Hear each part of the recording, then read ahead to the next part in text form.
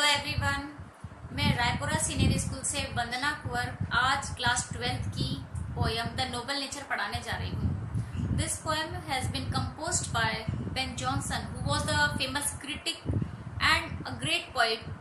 Ben Jonson, known as a great poet of 17th century. He was also known as a playwright, poet, actor and critic of the 17th century. Before explaining this beautiful poem, I want to recite this beautiful poem in front of you. Poem The Noble Nature. It is not growing like a tree, in buck doth make men better be, or standing log and oak 300 years, to fall a log at last, dry, bold, sere. A lily of a day is fairer far in May, although it fall and die that night. It was the plant and flower of the light. In small proportions we just beauty see, and in short measures life may perfect be. For explaining this poem, I am going to divide this poem into three parts. To explain this poem, poet has taken two things from the nature. One is oak tree and other is lily flower.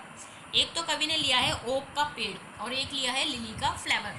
इस lyric की पहली line it is not growing like a tree में कवि कह रहा है कि oak tree के पेड़ की तरह लंबी आकृति होने में, इन बक साइज में बड़ा, doth make man better be, आदमी का जीवन सार्थक नहीं है.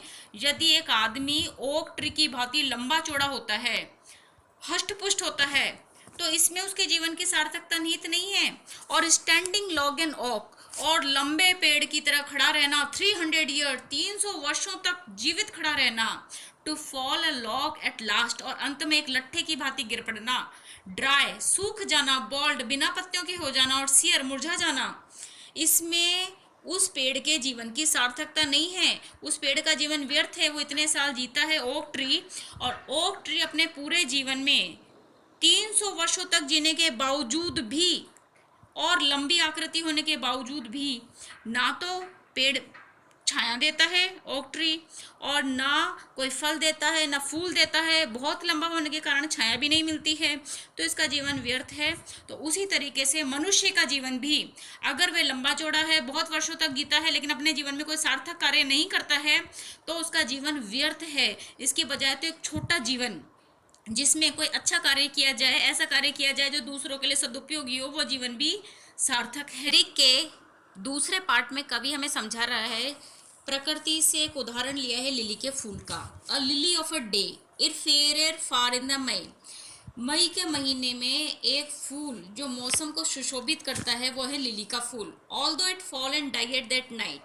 यह सुबह उगता है, पूरे दिन सबको आनंदित करता है खुद की खुशबू से, खुद प्रकाश से, और वातावरण को सुशोभित करते हुए रात को ये इसका अंत हो जाता है.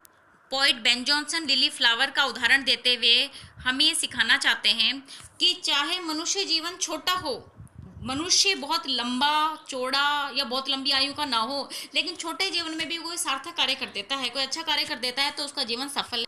In the last two line of the lyric the poet wants to say, in a small proportion we just beauty see. Poet Ben Jonson lily flower का उदाहरण देते हुए कहता है कि जीवन के स्मॉल प्रोपोर्शन में भी, अगर जीवन छोटा है, वी जस्ट ब्यूटी सी, जीवन के छोटे समय में भी जीवन सुंदर हो सकता है अच्छे कार्यों के द्वारा. And in the short measure life में परफेक्ट भी, और जरूरी नहीं कि व्यक्ति बहुत लंबा हट्टा कट्टा हो, बहुत सुंदर हो, या बहुत उसका लंबी अवधि हो जीवन की.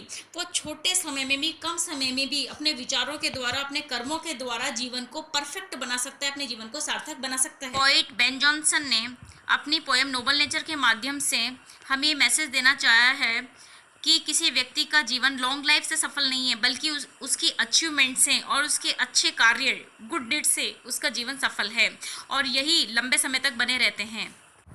इस कविता से हमें काफ़ी कुछ सीखने को मिला कि कविता मात्र अम्यूजमेंट, एंजॉय के लिए नहीं होती है. कविता होती है कम शब्दों में अधिक से अधिक सीखने के लिए. हमने इस कविता से जो सीखा है उसे हमें अपने जीवन में आत्मसात करना चाहिए. ये कविता एक बहुत अच्छा मैसेज रखती है. I hope you will learn from this poem something. Thanks.